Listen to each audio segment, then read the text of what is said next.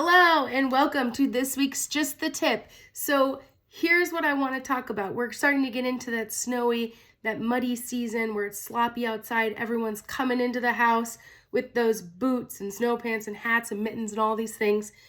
There are two things I want you to get.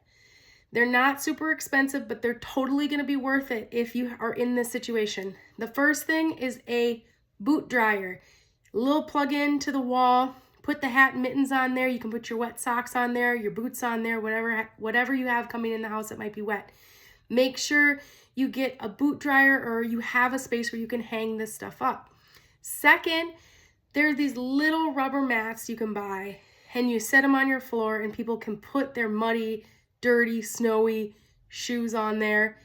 That is a great investment. Save your floors, save your time cleaning up because you don't have to clean up the little square piece, rectangle, as opposed to like cleaning your whole floor. So get yourself some rubber mats to put boots down on and a boot dryer. And if you don't have that, let's get some hooks to hang up that wet snow gear. All right, I'll see you next week for Just the Tip.